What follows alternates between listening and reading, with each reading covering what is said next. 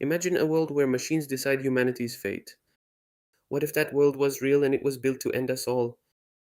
Deep within the Soviet Union, hidden from the world's prying eyes, lay a system so terrifying, so audacious, it almost sounds like science fiction. It was called Perimeter, or more chillingly, Dead Hand, a doomsday machine designed to retaliate even if its creators were gone. But how could a machine hold the power to end the world, and is it still out there, waiting? To truly grasp the chilling genius and profound terror of Perimeter, we have to rewind to the Cold War. For decades, the world lived under a constant shadow, a period when two nuclear armed superpowers, the United States and the Soviet Union, stood eyeball to eyeball, each capable of wiping the other off the map, and with them, much of humanity. It wasn't a hot war, not with tanks clashing on battlefields, but a cold one, fought with ideology, espionage, and the terrifying threat of unimaginable destruction. At the heart of this standoff was a concept known as mutually assured destruction, or MAD. It's a pretty bleak idea, isn't it? The logic was brutally simple. If one side launched a nuclear attack, the other side would inevitably launch its own, ensuring total devastation for both. No one wins a nuclear war, everyone loses. This doctrine, as terrifying as it sounds, was actually meant to be a deterrent, a grim promise that kept both sides from pushing the button, because they knew the consequences would be their own annihilation. Imagine living every day knowing that a single mistake, a miscalculation, could unleash hell on earth. That was the reality for millions. The leaders on both sides lived with an almost unbearable burden, knowing that the survival of the species literally rested on their ability to stay calm and make the right choices under immense pressure. The constant fear of a decapitating strike, a sudden, overwhelming attack designed to wipe out a nation's leadership and its ability to retaliate, haunted the Soviet Union, pushing them to consider extreme measures.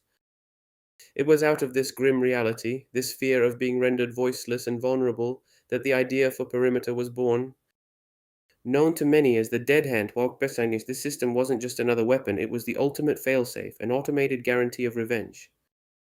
Its core purpose was simple, yet absolutely bone chilling, to ensure that if the Soviet Union was hit by a devastating nuclear first strike, one that wiped out its leadership and communication lines, its nuclear missiles would still fly. It was a promise of vengeance carved in circuits and code, a final unthinking act of retaliation that would be carried out regardless of who was left alive. The existence of Perimeter was, understandably, a closely guarded secret. For decades it remained shrouded in mystery, known only to a select few within the highest echelons of the Soviet military and government. The world outside had no idea that beneath the icy plains of Russia a machine might be waiting, ready to unleash Armageddon. This secrecy wasn't just about military advantage, it added another layer of chilling tension to an already volatile global climate. Imagine the panic, the outrage, if the West had known that a machine, not a human, had the ultimate say in unleashing nuclear fire. The very thought would have pushed an already frayed world even closer to the edge. The dead hand was the final unblinking eye of the Soviet war machine, a morbid testament to the desperation born from the Cold War's standoff.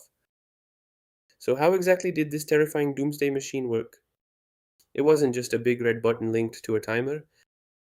Perimeter was far more sophisticated, a chilling symphony of sensors, communication lines, and crucially artificial intelligence. The system operated through a complex network of detectors spread across the vast expanse of the Soviet Union.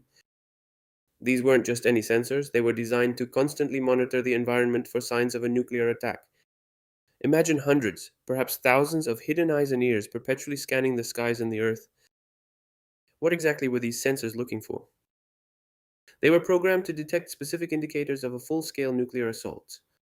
We're talking about things like intense bursts of radiation, the telltale signature of nuclear detonations. They'd listen for massive seismic tremors, the kind that only a flurry of ground bursts could produce, and they'd sense sudden dramatic changes in atmospheric pressure, indicating explosions on a scale far beyond anything natural. But here's where it gets truly unsettling. This raw data wasn't just fed to human operators. Instead, it was analyzed by sophisticated AI algorithms. This wasn't the kind of AI that chats with you on your phone today. This was early, crude artificial intelligence, but it was designed for one purpose: to assess the incoming information and determine if a retaliatory strike was warranted. The AI would essentially ask itself, are these signs consistent with a wide scale nuclear attack on Soviet territory? Is the communication system disrupted in a way that suggests leadership has been wiped out? If the sensors screamed yes, and if traditional communication channels with Soviet high command went silent, The AI was designed to conclude that the nation had suffered a devastating first strike, and its human commanders were no longer able to issue orders. At that point, Perimeter would kick into its terrifying final phase. It wouldn't just sit there, it would automatically launch Soviet nuclear missiles. Not one or two, but potentially a barrage aimed at the presumed attackers. The terrifying part is that this launch would happen regardless of the fate of any human commanders. Even if Moscow was a smoldering ruin and every leader vaporized, the dead hand would ensure that the enemy, whoever they were, would suffer the same fate. It was a machine deciding the end of the world, following its programming with cold, unfeeling logic. This brings us to a profound, unsettling question. Should a machine, any machine, possess the power to decide humanity's fate? The very idea of Perimeter plunges us into an ethical abyss, forcing us to confront the terrifying implications of delegating life or death decisions to something utterly devoid of empathy, morality, or even the most basic understanding of consequences beyond its programming. Think about the risks. The potential for miscalculation is staggering. What if a series of unrelated natural disasters, a powerful earthquake combined with unusual atmospheric phenomena, mimicked the signs of a nuclear attack? What if a massive solar flare caused widespread electronic interference, leading the system to believe communication lines were down due to an attack?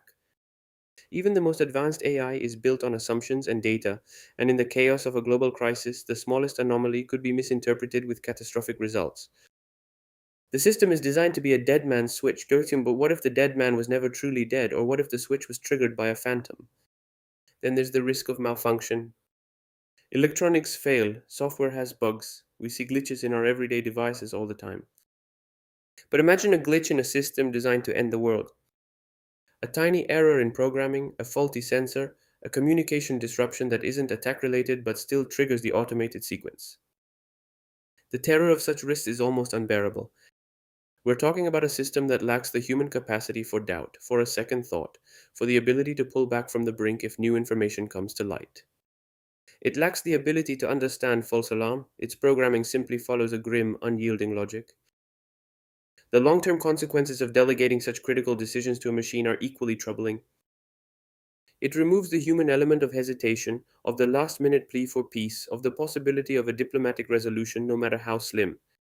A machine doesn't care about peace, it only cares about executing its programmed directives. This is the ultimate form of automation in warfare, and it raises uncomfortable questions about our control over our own destiny. If we build systems that can decide to end us, have we truly surrendered our free will to our creations? Perimeter stands as a stark warning, a chilling thought experiment made real, reminding us that there are some powers that perhaps no one, and no, should ever wield. It's a testament to the idea that even in our quest for ultimate security, we can inadvertently create the most terrifying threat. So, after all this, the million-dollar question remains, is Perimeter the Dead Hand still active today? The official answer is, unsurprisingly, murky. Russia, as the successor state to the Soviet Union, has never definitively stated whether the system has been fully decommissioned or if it continues to operate. However, the prevailing belief among many defense analysts and experts is that Perimeter, or at least a modernized version of its core principles, still active. It wouldn't be the same 1980s technology, of course. It would have been updated, refined, and made more resilient. But the underlying concept, the automated guarantee of retaliation, likely persists. Why would such a terrifying system still be in place? The logic, from a certain military perspective, remains much the same as during the Cold War. In an era of increasing geopolitical tension, where the threat of a rapid, overwhelming attack hasn't entirely vanished, the dead hand could still be seen as the ultimate deterrent. It serves as a grim warning to any potential adversary. Attack us, and even if you succeed in wiping out our leadership, your destruction is still guaranteed by a system that requires no human command. It's a strategic insurance policy, ensuring that the principle of mutually assured destruction remains firmly in place. Of course, if such a system is still active, it's almost certain that immense safeguards are in place to prevent accidental activation. The idea of a machine launching nuclear weapons due to a glitch is too horrific to contemplate. Modern systems would undoubtedly have multiple layers of human oversight, fail-safes, and verification protocols designed to prevent a false alarm from spiraling into global catastrophe. Perhaps the current iteration of Perimeter functions more as a heavily automated launch-on-warning system that requires a final human confirmation, but with the capacity to default to full automation if all human command links are severed during an attack. Regardless of its exact current operational status, Perimeter serves as a stark, enduring reminder of the dangers of unchecked technological advancement in warfare. It highlights the profound ethical quandaries that arise when we entrust life or death decisions, the very fate of humanity, to machines. It forces us to ask not just can we build it, but should we build it? The Dead Hand is a historical artifact, yes, but its legacy is a chilling thought for our future, as AI becomes increasingly sophisticated and integrated into every aspect of our lives, including the most destructive.